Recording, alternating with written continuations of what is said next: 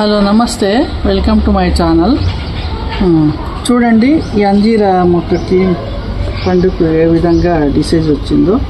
దీనికి ఏంటంటే నేను ఎందుకు ఈ విధంగా వచ్చింది అనుకున్నా అంటే వర్షాలు ఎక్కువగా పట్టడం మూలాన కూడా ఉండొచ్చు. లేదు అంటే మాకు ఇక్కడ ఈ ఎండ తక్కువగా వచ్చిందండి.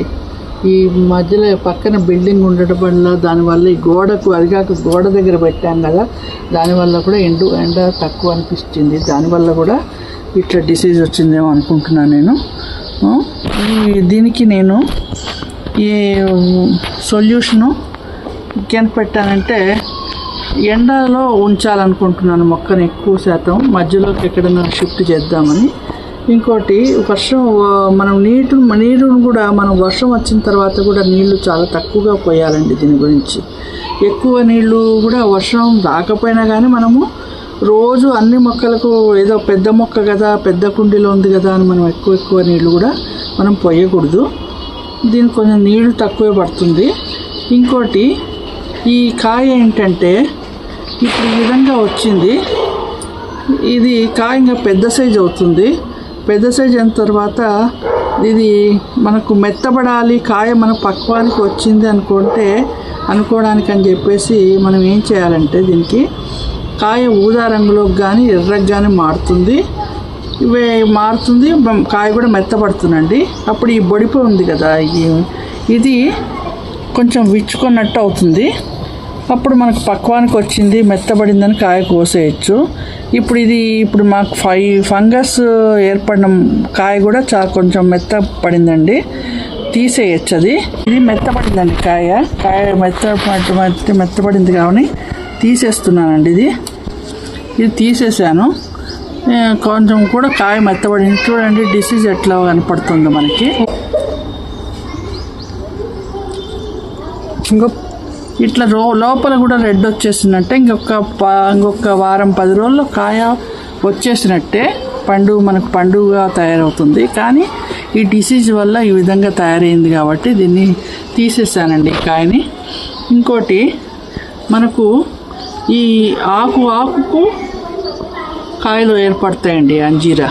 ఇదొకటి మనకు దాదాపు ఒక్క మొక్కకే ఒక 20-30 కాయలు వస్తాయి యాక్చువల్గా అయితే. కానీ ఈ గ్రో బ్యాగ్లో వేయటం వలన పెద్దది అనిపిస్తుందో, లేదంటే మాకు ఎండ తక్కువగా ఏర్పడి దానివల్ల కూడా మాకు ఈ విధంగా అయిపోయింది. దీన్ని ఇమ్మీడియట్గా మేము వేరే చోట మార్చాలనుకుంటున్నాము.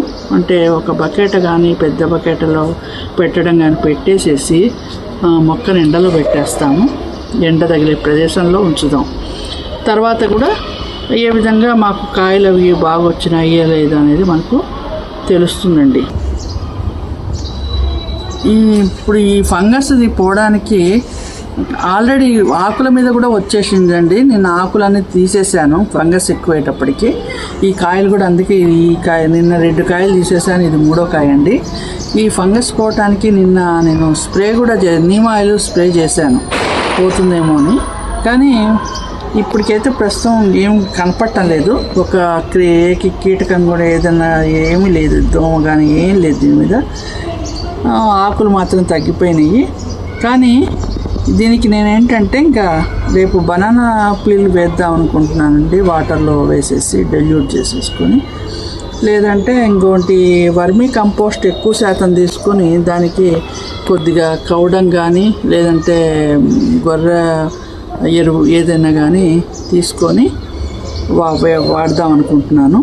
ముందైతే దీన్ని బకెట్లకు మార్చేసేసి తర్వాత ఇవన్నీ చేసేస్తానండి. ఇది మనకు జూన్ నెల నుంచి డిసెంబర్ వరకు కాపు బాగా ఇస్తుందండి. ఎందుకంటే ఇప్పుడు ఇది మనము మొక్క ద్వారా కూడా పెంచవచ్చు. మామూలుగా అయితే మొక్క ద్వారా కూడా పెంచవచ్చు. ఇంకొకటి మనం వేసుకున్న తర్వాత కింద ఆకులు ఉంటే తీసేస్తే మళ్ళీ 2-3 కొమ్మలు తయారవుతాయి. జూన్ నుంచి డిసెంబర్ వరకు అంటే బాగా మనకు పళ్ళను బాగా ఇవ్వగలుగుతుంది.